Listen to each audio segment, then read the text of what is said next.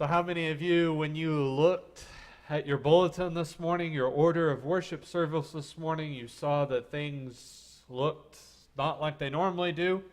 And how many of you looked at that and just felt a little bit of tension, felt a little bit of uneasiness, felt a little bit of whatever you felt? Did anybody in this room feel that way? There we go. Well, I promise we did it this way, or I did it this way on purpose, because the honest truth is that I feel uneasy about it. I feel a little bit different about it because, as you know, we normally sing a few songs, prepare our hearts for a message, and then ultimately do the preaching and the message at the end. But today, because of the topic in Mark chapter 2 that we're talking about, we're just going to do it a little bit differently. And so I just hope and I pray that you'll bear with me and bear with us and honestly hope that the Lord allows things to occur in your heart that He wants to do today. Did you know that we are all creatures of habit? Yeah, I mean, habits and rituals and doing things a certain way, it's not for a particular generation over another generation. I mean, I'm a person that has his own habits and his own way and routines consistently of doing them. You know, it may be the time of night that you go to bed.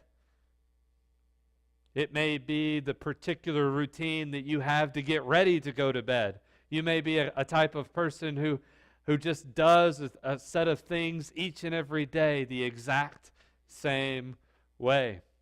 It may be the side of bed that you sleep on. I mean, just fathom with me the opportunity that you went from sleeping on the right side of the bed and for some reason you changed that and you and your spouse switched sides of the bed. I know it would be absolutely crazy at our house if we chose to switch sides of the bed to sleep on. Maybe you're a person who routinely eats dinner or a particular meal around the same time of the day.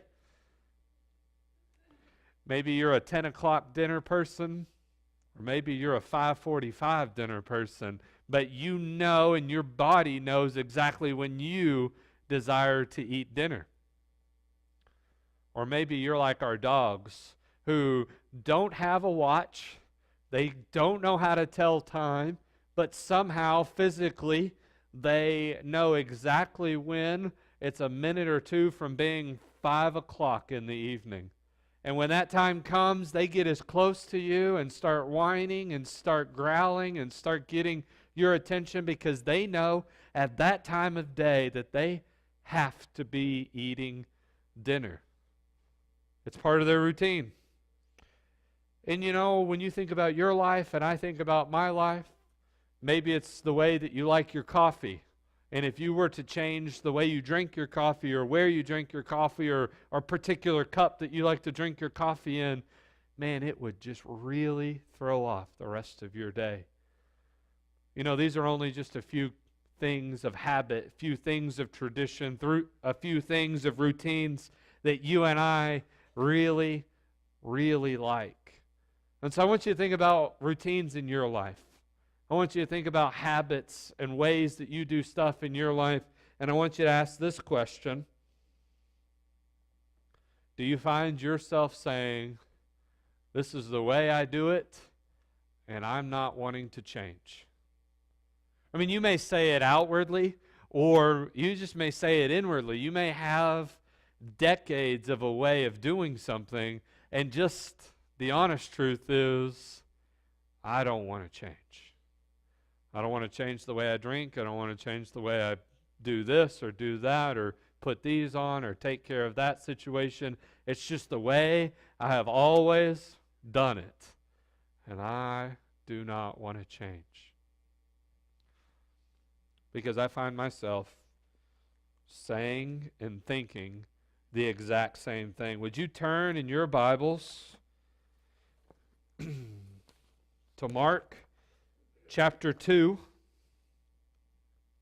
and listen as I read a story from the life of Jesus In Mark chapter 2, verses 18 through 22. Now, John's disciples and the Pharisees, they were fasting. And some people came and asked Jesus, "How is it that John's disciples and also the disciples of the Pharisees, that they are fasting, but your disciples, they are not?" And Jesus answered, "How can the guests of the bridegroom fast while he is still with them? They cannot, so long as they have him with them. But the time will come when the bridegroom will be taken from them, and on that day they will fast. You see, no one sews a patch of unshrunk cloth into an old garment, because if he does, the new piece, it will pull away from the old piece, and it will make the tear worse. And no one pours new wine into old wineskins, because if he does, the wine, it will burst the skins, and both the wine and the wineskins will be ruined. No, he pours new wine into new wineskins."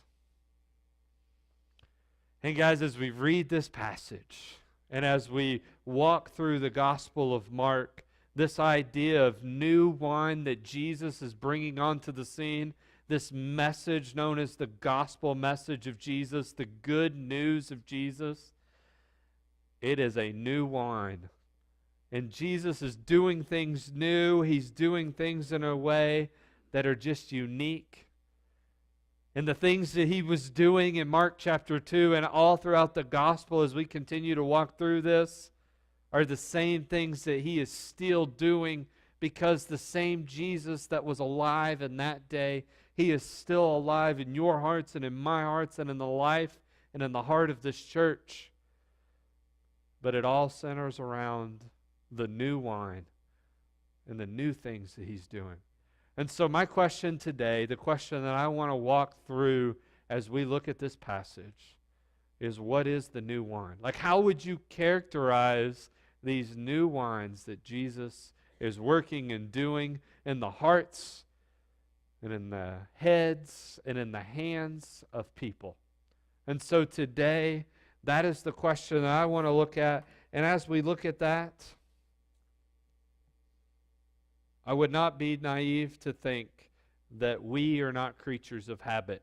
Just in the same day that they were creatures of tradition and creatures of rituals and people of habit, our habits and our traditions may be different, but we are very similar. Because that's just naturally how you and I are wired as human beings. And I want you to think about this phrase: if it's not broke, then why try to fix it? And that's one of the phrases that I think Jesus would encounter in his day and in our day. And that is a tough phrase to try to live your life by. But the cool thing is that Jesus comes on the scene and he wants to do things uniquely. He wants to do things maybe differently. He wants to pour new wine into new wineskins. And so today I want to give us 3 particular characteristics of new wines for your life, for my life, and for the life of this church. And so the very first one that I want to talk about, as we have read this passage, and I would hope and pray that you would allow the Holy Spirit to speak through his word and ultimately just to speak into your life about pouring new wine into your life, is the fact that new wines, they're different. That's the very first characteristic that I'd love for you to think about, is that new wines are different. And you see, new wines being different, that means that change is inevitable. And when you think about change, the natural idea is that change is hard. Because there's a way and there's an idea and there's a thought that has been ingrained so deeply inside of us.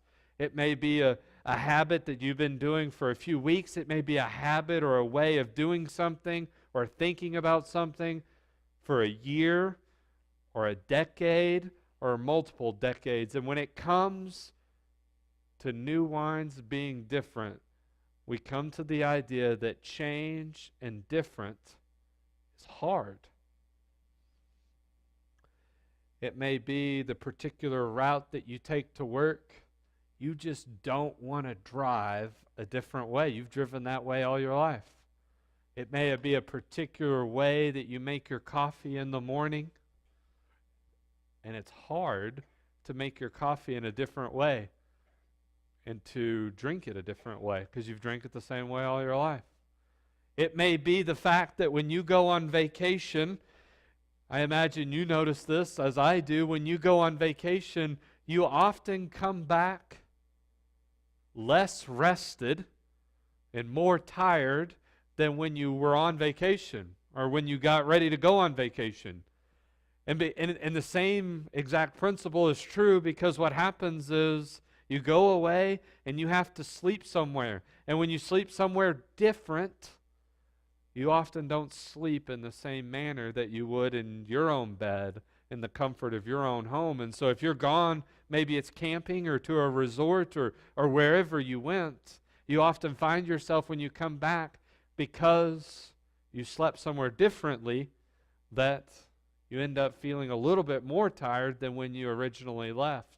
And that is because your body and your natural way of sleeping, it likes a particular type. And so just naturally in your life, doing things differently and changing, it can be very hard.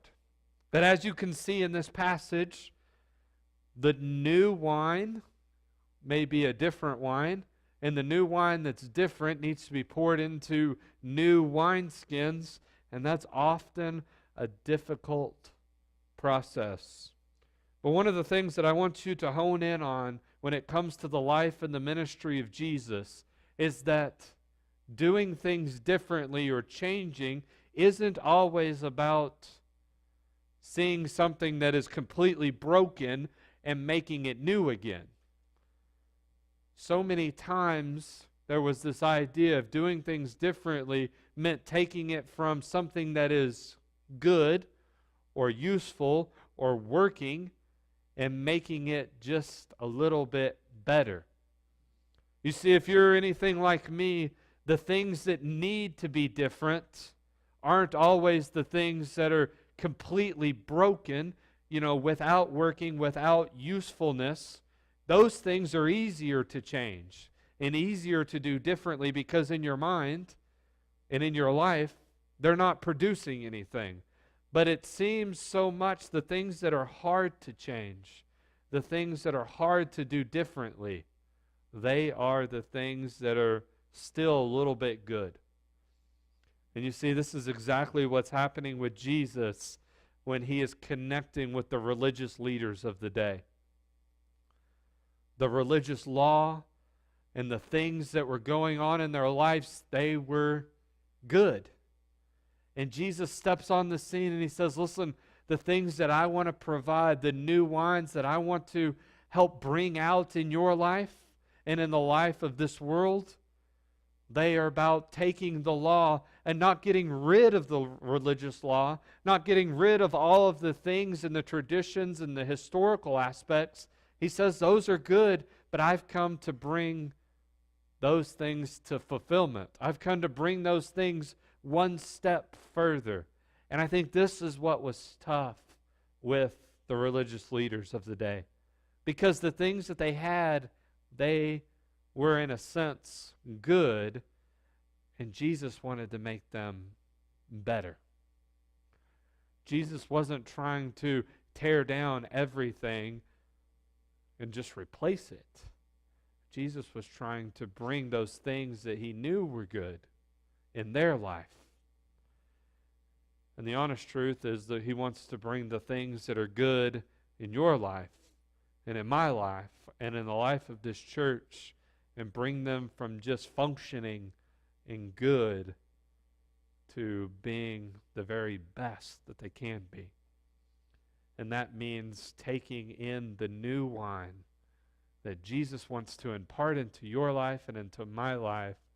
And there's no doubt that new wine is going to be different. This is also the exact same illustration of square peg in a round hole. At some point, you have to come to the conclusion, and I have to come to the conclusion in my life, that some of the things that Jesus wants to do, they won't fit into the same holes. And if Jesus wants to bring a square peg into a round hole into my life, then at some point I have to figure out how to change the things that are in my life so that that square peg can fit into a square hole. And so many times the thing that's hard is that the fact that He is square and we are round, and that there just is something different between those two shapes. So the question that I have for you is,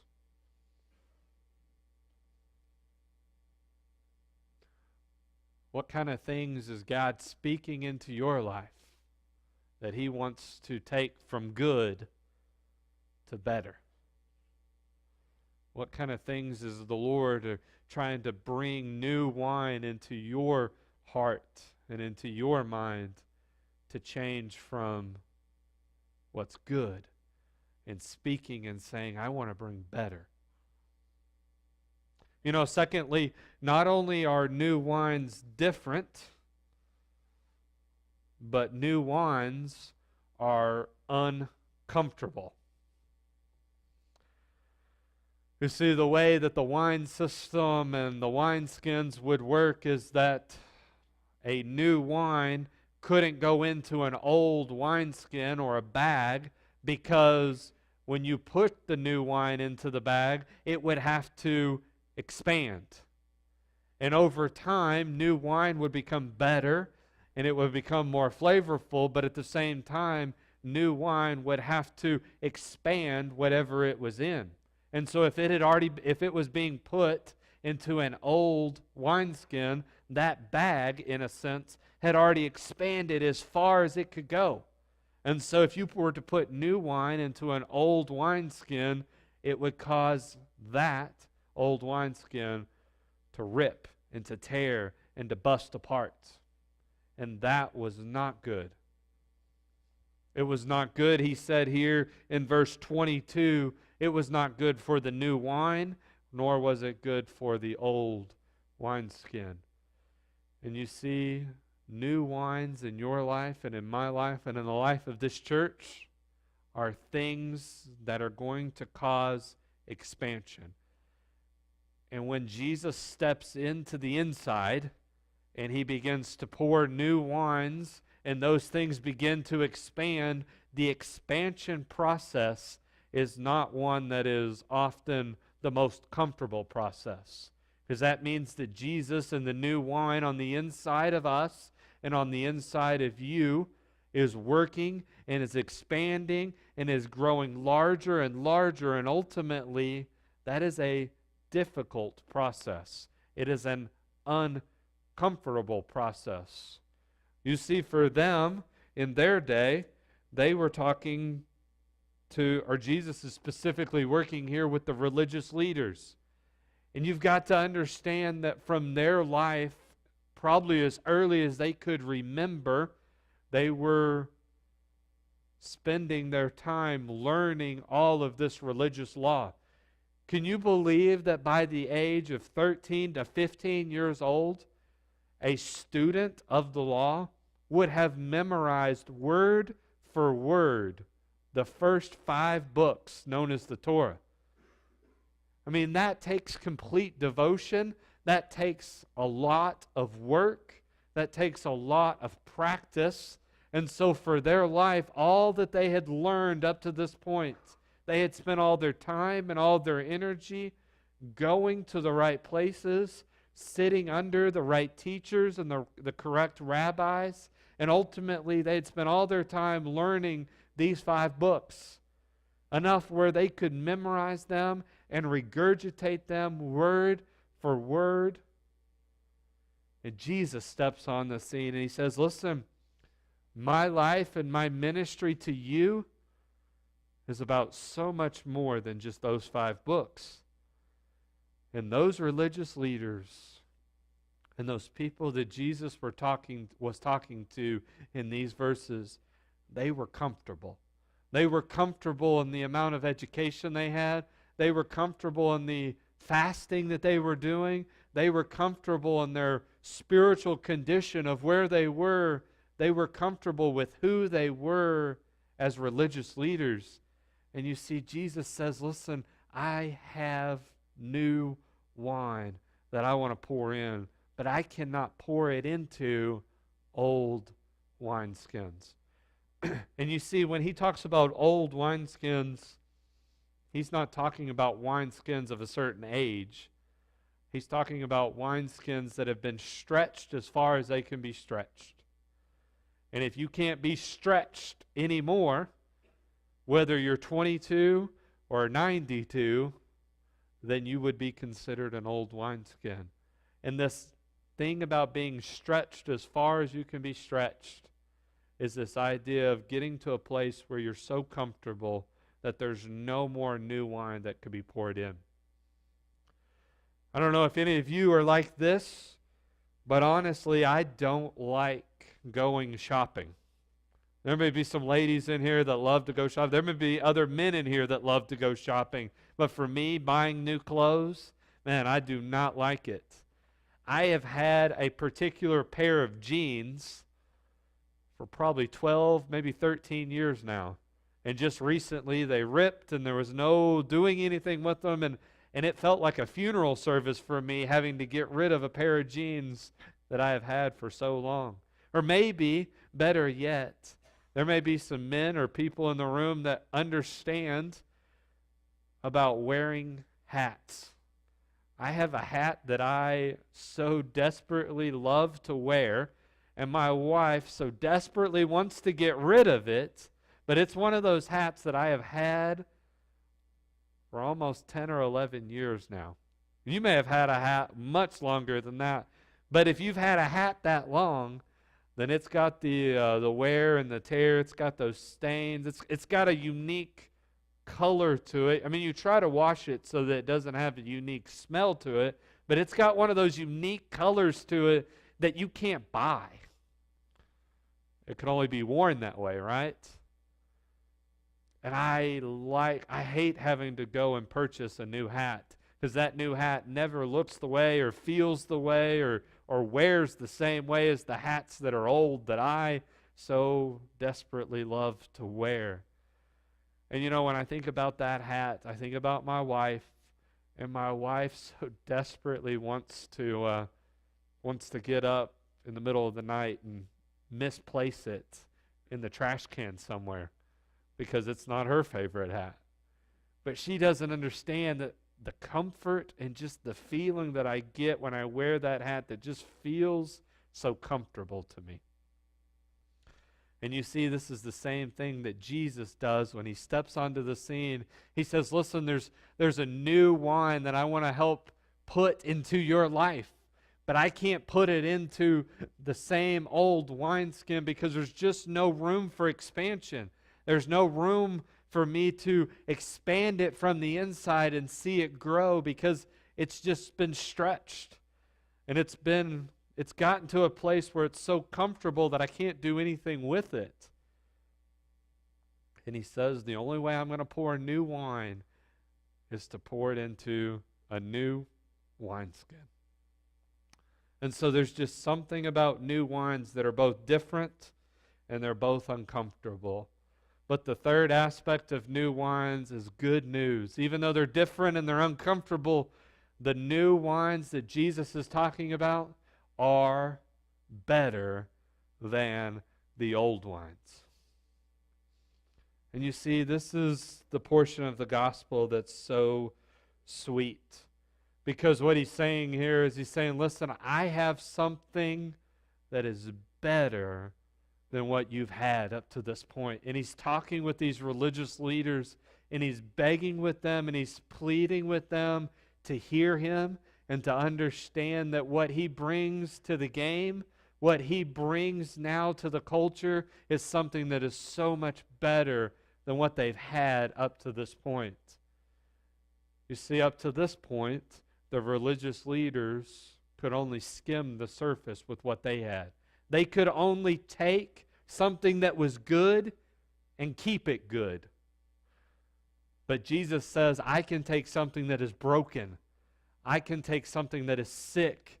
I can take something that is dying, and I can bring it back to life.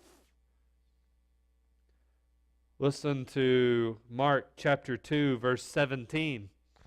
The verse right before the passage that we're looking at. Jesus says to them, it is not the healthy who need a doctor, but it is the sick. You see, I've not only come to call the righteous to this good news, but I've also come to call the sinners to the good news of the gospel. And you see, what's so precious about this is that religion and these religious traditions and ways of doing things, they can only take the things that are good and keep them good. But Jesus says, listen, I can come to provide life for both the Jew and the Gentile. I can come to bring those who are sick. I can bring the lepers and the people of this culture who nobody wants anything to do with, and I can bring them to life. And he says the new wines that I can bring are so much better. They're so much more fulfilling. They're so much more life-giving than to just have religion. But new wines require new wineskins. And so really the question that you and I have to finish up with, the question that really is difficult when we look at this passage, is we have to ask the question, then what changes? You've got wine and you've got wineskins, and honestly, when we come to passages like this, we would love to say, well, Lord, why can't you just provide a wine that'll fit into my wineskin?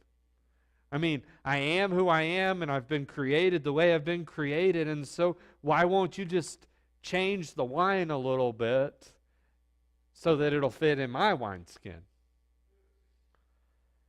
You know, and I don't think God laughs at us, but I think he just gently smiles, and he says, because that's not the way that I work. Because the honest truth is that his wine is a new wine. It's a wine that is fresh. It's a wine that is wanting to expand and grow. It's a wine that is different. It is a wine that satisfies to the inner parts of our soul. And he says, I'm not changing the wine. The wine is really tasty. It is fresh, and it is beautiful, and it is good. So the thing that has to change then is the wineskin. Because new wine and old wineskins, they'll never go together. And God is not stubborn in a way, but he is very true when he says, I'm not changing what I have. And so we then have to change what we have so that we can place those two things together and we can enjoy new wine into new wineskins. And you know what's so precious about this and what's so beautiful about this entire word picture that he uses is that God never gives up on wanting to give the new wineskin. He says, listen, I'm not going to change the wine, but I will help bring a new wineskin in your life so that you can enjoy the expansion, you can enjoy the fresh aroma, you can enjoy the new beauty of something that is different, something that is better, something that is uncomfortable, so that you can enjoy those things in your life. I'm willing to help bring into your life this new wineskin. And really, all of this passage centers around one common theme. And that common theme is faith. Do you have the faith to allow the Lord to take the new wine, to take the things that He wants to bring into your life and into my life and into the life of this church? Do you have the kind of faith that will allow Him to put it into the new bag, into the new wineskin in your life? And really, when I was really just kind of thinking about faith this week, I ran across this quote. And it says, faith isn't about making things easy, but instead faith is about making things possible. And I think I'm in a place in my life, and I would hope that you're in a place in your life, and I would pray that we would be in a place in the life of this church where we are wanting things not to be easy, to be the same, to be comfortable, and to be easy, but that we would want things to be possible.